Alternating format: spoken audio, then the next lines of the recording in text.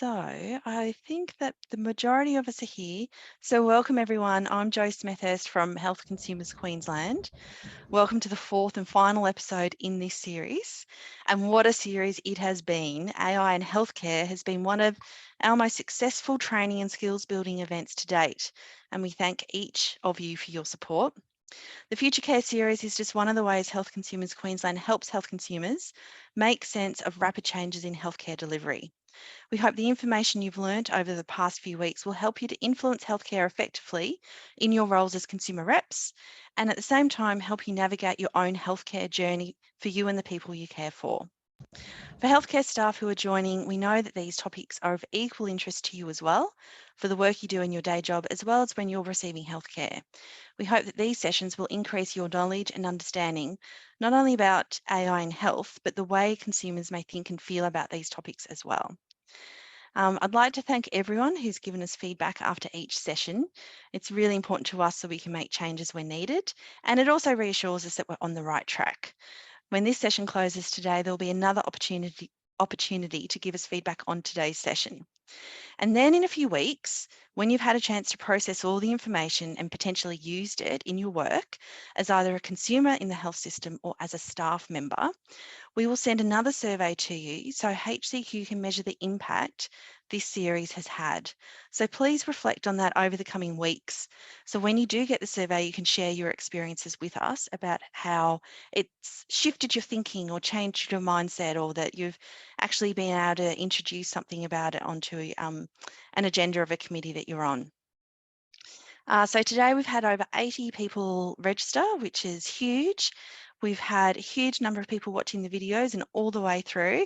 So it's been hugely popular, and we thank all of you for helping it to be so successful. And I'm going to do a bit of housekeeping before we start, just so that we keep everything on track. We're running this series like a webinar, so we are not using the chat function. I hope you were all able to take the opportunity to submit questions ahead of time when you registered. We've had mixed feedback on this format, but we are pleased that many of you welcome the removal of the chat function, so you can solely listen to and really get into the conversation that's happening as it happens, rather than also reading chat.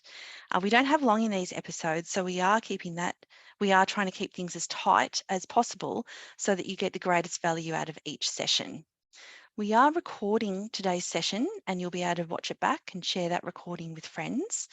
So if you prefer not to be seen, please take your camera, just remove yourself from camera so that we're not recording you. And just a little tip, at the bottom of your screen, there's a closed captioning icon. So if it's useful for you to see what we're saying and it's captioned at the same time, you can click on this option. You click on it again to remove it. It is automatically generated, so it may not always be 100% accurate, but it's okay. I'm just going to check in with Suzanne. Do we have our third panel member? I'm Suzanne? afraid we're having some technical difficulties there, so I'll keep you posted. I'll let you know if she joins us. Okay, great. I had delayed doing the acknowledgement to country until our third panel member had been able to join us, but I'll do that now. So the board and staff of Health Consumers Queensland acknowledge the Aboriginal people and Torres Strait Islander peoples of this nation.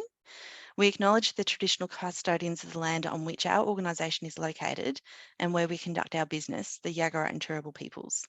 We pay our respects to ancestors and elders past, present and emerging, for they hold the memories, traditions, cultures and hopes of Aboriginal peoples and Torres Strait Islander peoples, and we extend this respect to all Aboriginal people and Torres Strait Islander peoples present today. We acknowledge that sovereignty was never ceded. We understand that discussions related to past events, practices and experiences can evoke deep emotions and possibly trigger vicarious trauma, sometimes called secondary trauma, among members of the Aboriginal community and Torres Strait Islander community. Our goal is to create a safe space of understanding, learning and healing.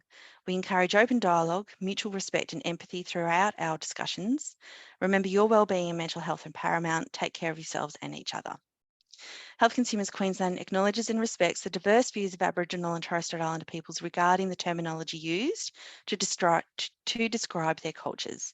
For the purpose of inclusivity in this discussion, we will use the term First Nations to refer to both Aboriginal peoples and Torres Strait Islander peoples, while understanding that each culture has its own distinct richness and diversity. And we would like to welcome all First Nations people who've joined this session today, and especially Bronwyn Smith when her technical issues are resolved and when she's able to join us, and for her giving us freely of her time and expertise. So I'm going to scroll down to see where I am now. And it is with great honour and huge excitement that I'd like to introduce you to our consumer panellists today. Over the last few weeks, we've heard from people who work in the health system, and they're experts in AI and human rights and ethics. And today, to round out the series, we have a panel of consumers who are experts in their own lived experience and on how innovation in health impacts on their health and wellbeing, along with their communities. We're joined, the consumer reps who are joining us are involved in digital health and AI projects. They each bring a unique perspective and insightful questions about the implications of this technology for a wide range of groups, including First Nations people, people living with a disability, and people from multicultural backgrounds. And this month is Queensland Multicultural Month, so we're really pleased to have a member of the much loved Vayani family to join us today. I always get teary. All of these health consumers are amazing people and engaging speakers, and we welcome them now. So we have Matthew Ames, Bronwyn Smith and Hamza Vayani joining us. And I'll ask each of you to introduce yourselves and tell us a little about yourselves and what you do in the consumer rep space. Maybe not the big long list of the things that you're doing in the consumer rep space, but keeping it brief. So Matthew, I'll go to you first and then Hamza. Thanks, Joe, and thanks, everyone. As Joe mentioned, my name is Matthew Ames. I started my interaction with the health system predominantly in 2012, when after an infection and contracting sepsis, I had all four of my limbs amputated, and that was really also the start of my disability journey. My interest in digital health is probably a number of reasons. One, I'm an engineer, so I love things technical. I also, due to my disability, am a voracious user of assistive technology and various technologies. And also I've kind of been involved in a number of different IT projects over the years. So my consumer roles are wide and varied, but probably the relevant ones today is I've been on the state sepsis program for a number of years and the statewide infection clinical network.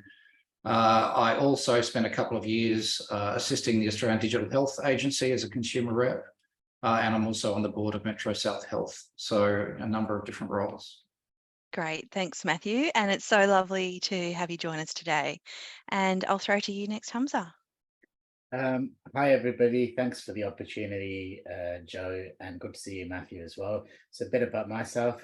My name's Hamza. I'm based on the Gold Coast, or Bundjalung country, and look, I've had the privilege and opportunity of being part of Health Consumers Queensland since I think when the collaborative was established back in 2015, and being involved in developing the consumer, or being a contributor to the development of the consumer engagement framework back in 2017 or whenever that was. And look, my journey is one where we live and breathe and experience the healthcare system on a day-to-day basis. I have two girls, both born with complex healthcare conditions, and back in about 2018, 2019, alongside those chronic conditions, one of my kids ended up becoming very acutely unwell, and we had multiple admissions into Gold Coast Uni Hospital, and then a very protracted and long stay with her being transferred to the Queensland Children's Hospital, and then having to navigate care between different specialties and wards after her coming out of intensive care, and then transitioning into back home and the NDIS system and the whole interface between different parts of our healthcare system. I'm also the chair of an organization called World Wellness Group, which works with people of multicultural backgrounds, particularly in the asylum seeker refugee health space, as well as more broadly, involved in regulatory work as a consumer with AHPRA nationally, And more recently, and thanks for the plug around it being Queensland Multicultural Health Month, or Queensland Multicultural Month, should I say. I'm also recently been engaged nationally with THECA, which is the National Multicultural Peak, around the newly established Australian Multicultural Health Collaborative, with a focus on health access and equity issues. I suppose linking it back to AI, AI is exciting. There's been lots of lead up to today's panel and discussion, and I'm just interested in seeing how AI makes healthcare more accessible to all of us, regardless of where we come from and what background or issues that we might face, to make our healthcare system better and safer. Great, thank you, Hamza. So you can see we've got two amazing panelists with a wealth of experience to share with us today. And I've just gotten word that our third panelist is having significant tech issues and we just cannot get her into Zoom. So my huge apologies, because Bronwyn Smith, a First Nations woman, was really keen to give her knowledge, expertise and perspective on AI and healthcare and what it means for First Nations people. So Bronwyn, if you watch this back, we're really disappointed and we're really sorry the tech didn't work, and we will figure out how we can make amends and to be able to hear that really valuable perspective from First Nations people. So Matthew and Hamza, well, you've got more talk time, which is great because you've got so much to share. So Matthew, can you tell us about the AI and sepsis project you're involved in, and what is the focus of the project and what have the results been so far? Sure, Joe. I think the need for the AI and sepsis project really came out, was born from the significant challenges that the healthcare system seems to find in diagnosing sepsis within consumers and patients. So, and I think that's probably an important point, that any AI project should be clear on what problem it's actually trying to solve. So from that perspective, it's been fairly targeted in trying to address that issue. So a number of fantastic people set about looking at how we could use AI to actually assist the clinicians in the process. We've heard about tethered AI in the first couple of sessions, and I think it's important to recognise that this is application of that, where this is about providing the right information to clinicians around decision making. So what it did is initially they started in identifying what are the key factors that you could actually look at in diagnosing sepsis. So that was from a international literature review. They came up with about 17 different things you could actually look at that could assist in diagnosing the condition. Then they basically put all those 17 factors into a machine learning algorithm, which then looked at patient records and compared what of those factors were relevant to the diagnosis that was actually coded in those records. So I understand it went through about 1 million patient records, de-identified obviously, to try and work out what were the key things. The really interesting outcomes out of that particular body of work were that the key factors that were then weighted, so the machine said these ones are the ones that actually matter and gave each of those 17 a weighting. The order of those was actually very different to the clinician view internationally of what the things were that actually they were typically looking for. So that was a really interesting. I think the other thing is that it was more than 90% successful in actually predicting sepsis, which was excellent for that kind of program. I think the other thing that was really interesting is that the AI was actually able to pick up the diagnosis quite often before the clinicians had actually flagged it in the patient record. And for something like sepsis, time can just make such a significant difference. So that was really the overarching, retrospective study. And then from that and the promising outcomes, that's then transitioned into a prospective study where it's actually sitting alongside testing people coming in and whether or not what we thought is going to happen actually happens in practice. So that's where it's currently at. And then if that is successful, then it's a question of how we can actually deploy that within the health system in a way that is beneficial, but also safe and manages the risks for Queenslanders. That's pretty amazing, the results, isn't it? And so, Matthew, what was your, as a consumer on that project, what are some of the things that you were saying and doing to help frame up what was happening and to, I don't know, raise things that would matter to consumers? Yeah, look, I think the things that I thought about quite often were actually already addressed. We're a fantastic project lead, but we had lots of good conversations about a couple of key things. One was what data set we're using and whether or not there are biases in that data set, and the issues around coding and whether or not things are coded correctly. So so that's about people actually putting in the system that sepsis was actually diagnosed and who that was done for. So the other thing that I think was important was actually how we actually made sure that that information was used by clinicians. You know, this is not an automated system; it's tethered, I think, which was really important. We also looked at specific population data, so vulnerable populations, and pulling that out of the data sets and actually seeing if the AI did anything differently to that data set compared to the general population was, I think, another really important thing to do. And we're probably not there yet, but conversations about, okay, so once we get into production, what does that look like? How does that actually affect the clinicians? How do we make sure we maintain security? But a lot of those are wrapped up because this is within the Queensland Health IEMR system. So a lot of those are kind of wrapped up with that as well. So there's some things that we thought of, Jo. Great, thanks, Matthew. And Hamza, I'm going to go to you next because Matthew's just talked about bias there, but just before we go to you, Matthew, can you just remind everyone, for those who may not have listened to the other AI sessions, about what human tethering means in the AI space?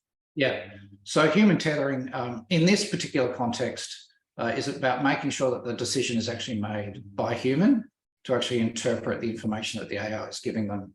So the objective of this particular project is really just to flag to the clinicians that the AI thinks that this patient could have sepsis on the balance of probabilities. So it really creates an environment where the clinician, I would imagine, would then validate that. So what it does is it quite often takes out cognitive bias, because particularly when sepsis is involved, it's very easy to actually allocate the symptoms that come with sepsis to other more common conditions. And that's one of the reasons why it's quite often misdiagnosed.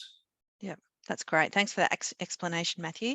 So Hamza, it's been demonstrated very clearly that AI can exacerbate racism and bias. A 2020 study by the Massachusetts Institute of Technology showed that facial recognition software had a very poor rate of accuracy when identifying darker female faces than pale male ones. What can we do to reduce that kind of bias in AI and technology more broadly? Okay, so I think there's probably some first line principles here. So let's start with the premise that AI can help make things more efficient and give us insights quicker. Now, if that's the case, and we start with that assumption, then we have to flip it back to say, what riders or what principles do we put in place to ensure that you don't have that unintended outcome where so much good could happen, and you build some first line principles around how do you protect from things like bias and so on, you know, inadvertently being perpetuated or built in. So I think it's really important to have representation of diverse perspectives, so that you actually are able to feed into algorithms and assumptions that diversity of who we are as humanity, I guess, at its most basic level. But then from a health point of view, I guess it's about looking at you know, in terms of representation and then what the opportunity that AI might present, how do we reframe it as an asset that facilitates health equity? You know, we know, for instance, and I'm conscious that Bronwyn's not here, but for instance, if we take our state in Queensland, you know, we know that, for instance, there's inequity if you're living in rural and remote parts of Queensland. And we know that, for example, when we're talking about First Nations people, in certain parts of the state, there are still issues that are fairly treatable and resolvable in a wealthy, prosperous country like Australia around, for instance, things like rheumatic fever, for instance. It's fairly treatable if it's picked up early, yet we still have these persistently different rates and disparity. And it's almost like, how do you use something like AI to really focus where the hotspots of inequity are and start to address them? To bring a specific multicultural lens to it, again, you know, if you look at the COVID-19 pandemic, and yes, COVID-19 is still with us, if you look at how marvelous it was that we were able to use science to kind of get vaccinations, to get the message out there, engage various communities around the importance of vaccination, it's almost about how can we use data as close as we can to real-time events to bridge inequities. So for instance, even though we had a world-leading response in Australia vis-a-vis COVID-19, the fact is that certain populations did suffer in terms of mortality rates disproportionately to the rest of the population. So for instance, if you took, for example, people of Middle Eastern background, for example, born in Australia or second generation or first generation Australian, you looked at mortality as a very hard metric. You know, in some instances, the data samples show there was, 20 times the rate of mortality as I understand it. Now, that's not acceptable in a first world country with a healthcare system of ours. So how do you use AI to shine a light to surface real problems around inequity and then work in a way that's inclusive of those different perspectives, using tethering as a principle, as Matthew shared, to kind of, pinpoint where there may be inequities or issues that we can address, and use the data and the analytics to help guide and pinpoint what we might need to do to bridge those gaps. So I see AI as an opportunity, but you've got to put some safeguards around it too. Yeah, that's great. Thanks for that insight. It's interesting, Hamza, that you were talking about shining a light into where have we got pockets of inequity and how can AI support that? Because one of the questions I asked the ethicist was almost like the flip of that is, should we be doing AI when there's basic things that aren't being met? So I love that new perspective that you've brought to that conversation. So thanks for that. It's brilliant. So Matthew, back to the AI and sepsis project. Have there been steps in that work to ensure inclusion and limit bias?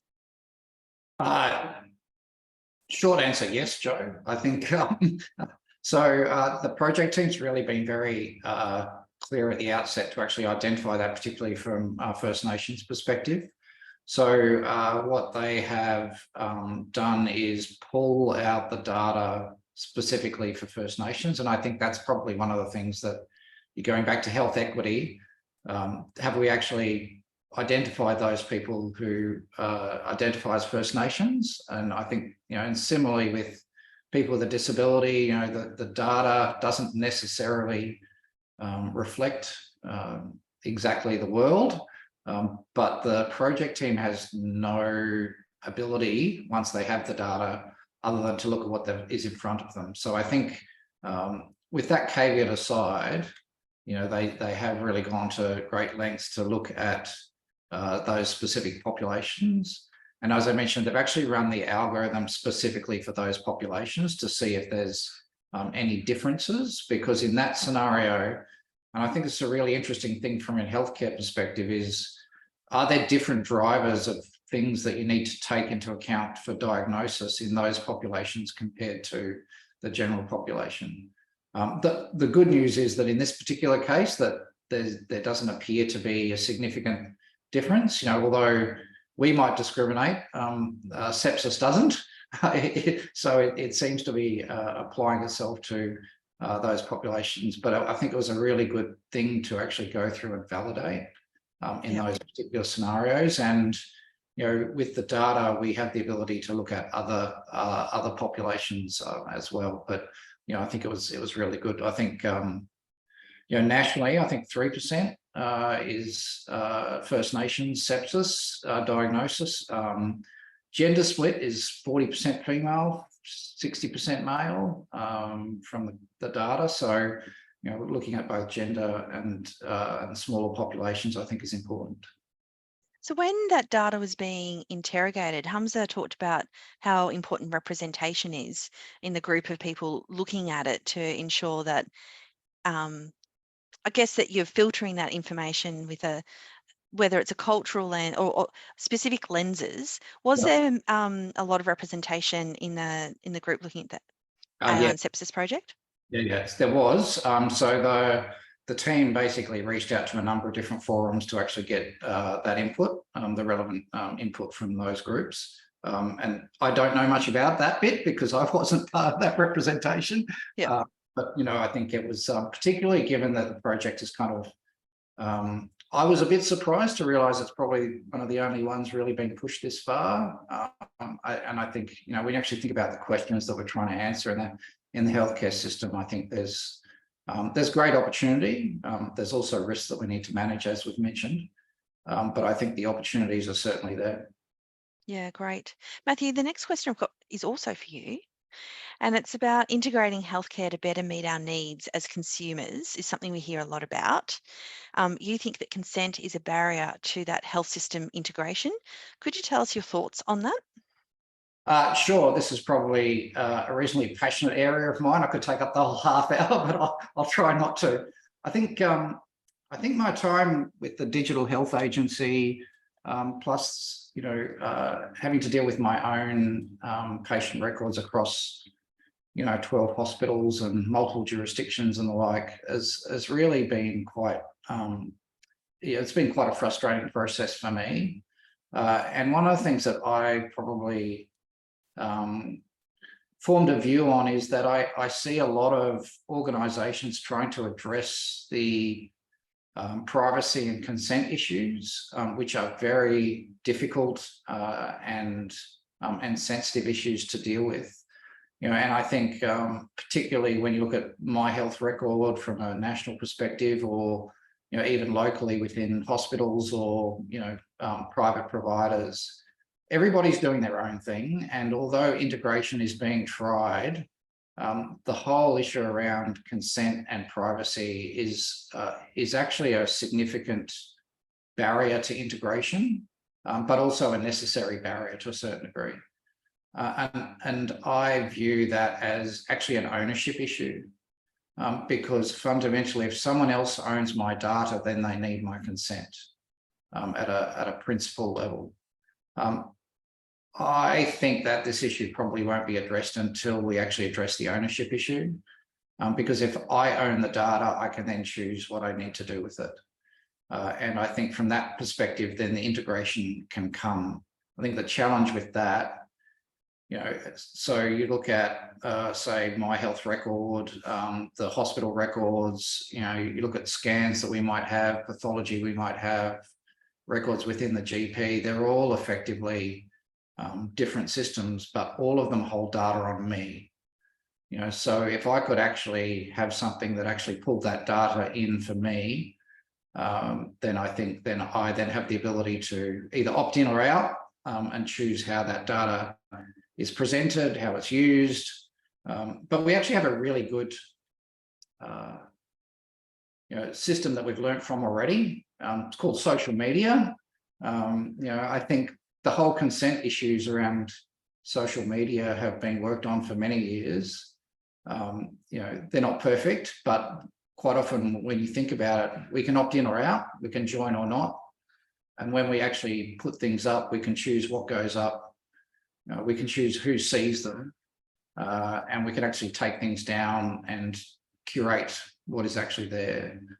I think from a conceptual perspective, I think there's some really good learnings out of that we can actually apply in this context. The question is, how can I see all of the relevant bits?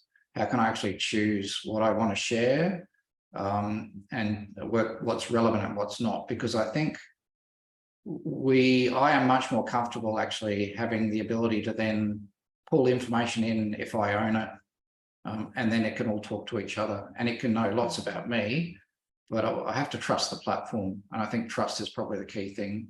Yeah. Because at the moment, we don't necessarily have the ability to trust these various systems for probably good reason, given the breaches that have occurred. Yeah, we just don't have that visibility.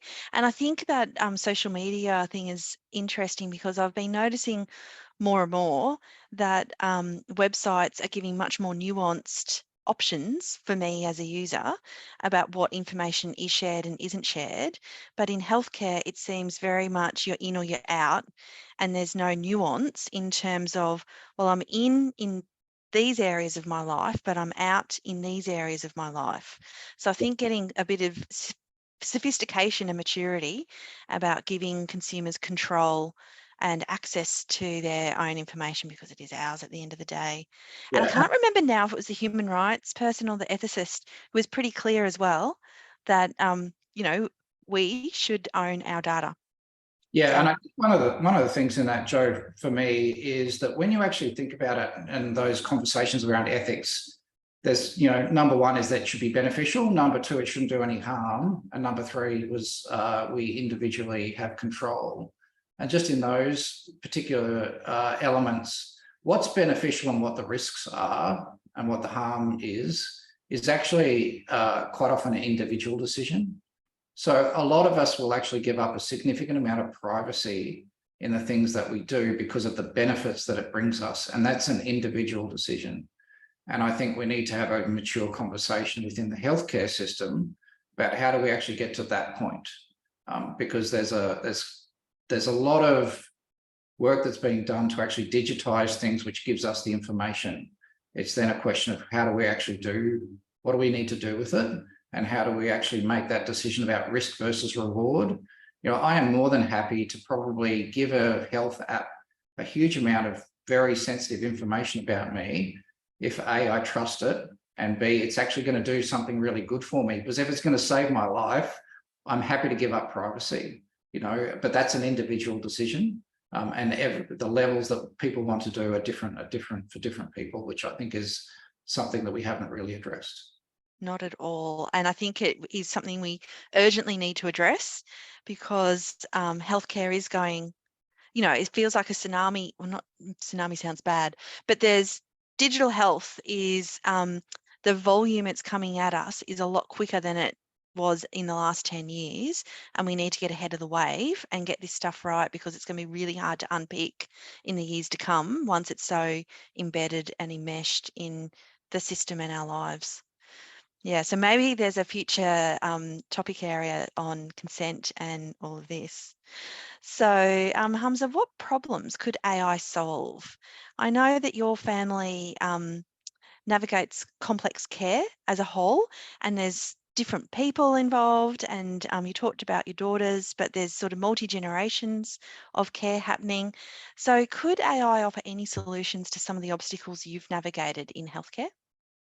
Yeah, sure. I was actually going to approach this with sort of three levels actually as we were talking, because the conversation is just it's taken us to all sorts of places, right?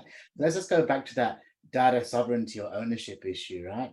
I just think it's really important that, we talk about health literacy as a construct, both for health consumers and carers, as well as for clinicians and practitioners across the system. So actually, I think you're right, Joe, there's probably merit in a future topic around, from a literacy point of view, what does AI mean for healthcare? And, the principles around ownership and how you share and how your information is used, and the fact that you own it and can consent to it being sort of worked out, is really, really crucial to be able to, then ensure that we get people opting in on an informed basis to have some control about an ownership and understanding and agency on how the information is going to be used for not only the benefit of their healthcare, but broader societal benefit. And there's a reason I've thrown in the broader societal benefit bit in, because we know that AI can sift lots of information really quickly and give us trends about a whole range of things to help us work out where our healthcare system is performing and where there's opportunities for improvement and to do things more efficiently.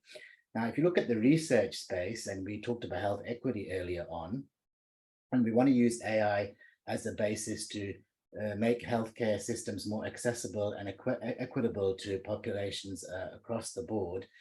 If you take multicultural Australia, and given its multicultural month in Queensland, is not some sort of sidebar proposition. It's actually mainstream.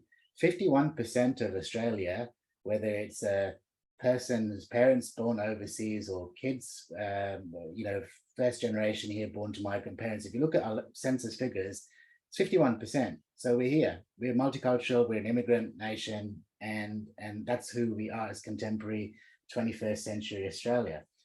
And so in that diversity, if we're talking about a healthcare system that's accessible to everybody and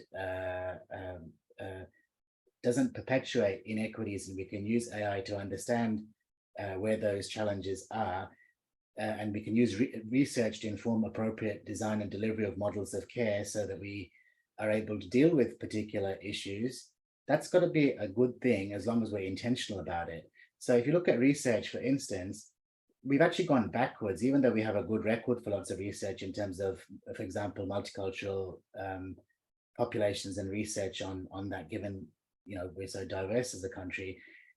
At one stage, 2% of NMHRC research was going to multicultural health specific projects, right? Now, that's way out of whack when you sort of take into account how big and diverse we are as a country and growing. And sadly, in the last 10 years, that 2% is diminished by 50%. It's only 1% of our research dollars at the moment go to that. So if we can use AI in terms of what we collect, take into account the broader diversity of our population and use it to pinpoint, to ensure that we don't have these inadvertent biases built in, we have an inclusive lens, and AI allows us to unpick that and understand that information quickly through machine learning. I think there's a real opportunity to sort of take that away from the too hard basket to make that a mainstream lens around health access and equity. The second thing I wanted to talk about, then moving on to the big picture stuff, was really about the opportunity around, as Matt talked about earlier, is we actually give a lot of information up, sometimes within the healthcare system and outside of the healthcare system. And how do you tie that all together? Because we sort of know that tertiary care is expensive, right? And how can we harness this to keep people well and do preventative health better? So we've had attempts at doing this in this country in terms of general practice records, My Health Record, and what we've got is essentially, in my mind, a broad range of PDF files stored in silos, right, about what's happening to people at a point in time. Wouldn't it be wonderful if we could combine data analytics and AI and some of the stuff that's available on our smartwatches and solder onto that the principle of data sovereignty? In other words, I own my data and I can get all of this information turned into graphs and into trend data at real time, so I can have an informed discussion with my GP or my specialist or whatever to say, hey, what's going on from a healthcare point of view and how can I make better, more informed choices so that we don't have people coming in when it's too late or it's really expensive, given our health dollars are so precious. And then I think to the final element of this then, so, big picture, how do we use that information? How do we tie this to what does it mean to me or my family or to those of us who are having to navigate the healthcare system? To your original question, Joe, I actually think what AI does is potentially allow us to use lots of buckets of information that are held in silos across, even in the hospitals, never mind going into primary care and getting general practice talking properly to GPs or whatever, or to the NDIS or to ACAD if you're dealing with my aged care, which I've had to navigate for Dad recently, right? But I think the importance of it is like, we say that we've got real challenges around demand and wait lists in our hospital, and actually, some of that's around governance and funding and the way the system's funded, where HHSs might be a bit more precious about their particular wait list because the money or the activity doesn't follow patient need and where the patient might need support in a timely fashion. So how could we use AI to really upset the apple cart and put the cat amongst the pigeons? Because I think we probably want to put a bit of a flavor in that, right? So let's say, for instance, we have clinical wait times for certain procedures and so on. And wouldn't it be great? And we see AI being used in travel, for instance, in the airline industry or so on. But let's say, I've got, I don't know, a knee replacement that I need doing. I don't think I'm far away from that, and touch wood, I'm hopefully going to have any sports injuries, so I don't jinx myself. But let's just say I need a knee replacement or a hip replacement or wherever it might be.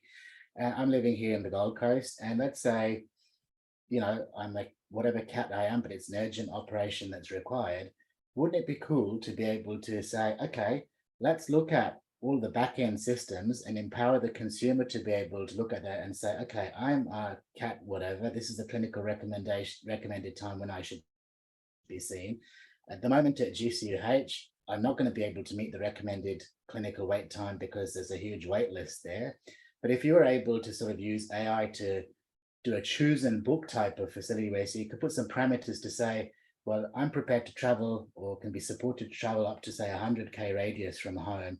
And let's say Prince Charles Hospital, there's been some cancellations and availability over there, and I can get that treatment quicker so that I'm getting that treatment within the clinical recommended time, and we're efficiently using our available bed capacity and specialists in the system who are at a premium more efficiently.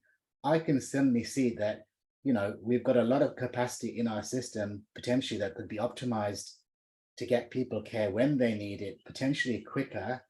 But I think, that's potentially the benefit or the opportunity there to get data being used and harvested in that way to do that. But I think whilst that potential is there, potentially, there's a whole lot of other structural things that need to be talked at around, funding, organizational governance, boundaries, because, one of the things I'll say is in healthcare is that we are remarkably good at designing things to be the way that they are for the purpose that they are. And that's okay. But if we're talking about an integrated healthcare system, best use of capacity, facilitating access to timely care, then we've potentially got the tools in terms of AI and other technologies to facilitate that. But there's probably broader questions that play around the rules around funding, rules around control and governance in the healthcare system. And you've got to bring all of those elements together to be able to drive that type of change and use AI as a means to facilitate that change, to give us that information. Yep. That's amazing, Hamza. We've actually reached time, but I'm going to ask everyone's permission just 2 more minutes. I'd love to ask Hamza and Matthew a final wrap-up question. We've got a lot of consumer reps listening across the state today. If there's one message or action you'd like consumers to take from this, what would it be? Matthew?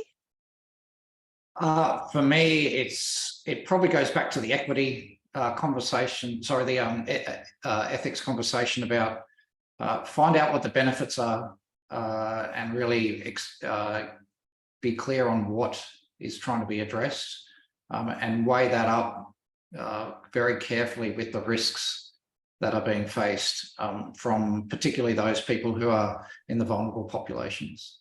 So that might weigh up the benefits and the risks well. Love that. Thank you, Matthew. Hamza? Look, much what you said, Matthew, really, get informed, get across it, ask the questions, and to your analogy, and being a Gold Coaster, even though I've got this San Francisco background, the Gold Coast really, has the best waves as far as I'm concerned. Get ahead of the waves, guys, because this thing's coming and we've got to, as consumers, be informed and across it and surf the wave to our benefit. And that means being across it. Yeah, great. What an amazing conversation, Matthew and Hamza. On behalf of everyone listening, just huge thanks. I've learned so much. It's been so valuable. We could just keep on talking all day, I'm sure, but we can't. Look at all the claps up there. Thanks, guys. So huge thanks to you both for doing this. And apologies to everyone listening that we couldn't get Bronwyn Smith on today to share her really rich perspective from a First Nations perspective. Keep an eye on our e-alert for website for when we get the recording up, and feel free to share that recording with colleagues, friends, people that you think might find it useful. These sessions are a new forum for us. We'll be asking you for feedback on them, so please be honest. Let us be critical friends. Let us know how we can improve things. As I said earlier, we'll be sending a survey out in a few weeks when you've thought about, processed, maybe used some of this knowledge in the work that you're doing. We'd love to see the impact it's had. So please take the time to do that so that we can see what impact these series have had, and we'll also be potentially asking you for ideas for future series or to help us prioritise ideas that we've already got, because we've got a zillion. From all the conversations with all of our amazing consumers. Thanks again to everyone who has attended this session and this series. A special and hearty thanks to all the guest presenters today. It's just brilliant. And a huge thanks to the team at HCQ who have made this happen. Oh, I'm tearing up again. I'm such a sook. And the team is largely just a giant of an individual called Suzanne Werges. So thank you, Suzanne. Joe, and thank you so much for facilitating so beautifully. You pulled it off like an absolute pro. Yeah, no worries. Even though I cry all the time at the drop of a hat. Oh, we love it. But I'm amongst friends, so that's fine. So thanks, everyone. Great to see you all, and bye for now. And we really look forward and excited about the next series that we bring to you. Thank you. Thanks, everyone. Thank you. Thank you.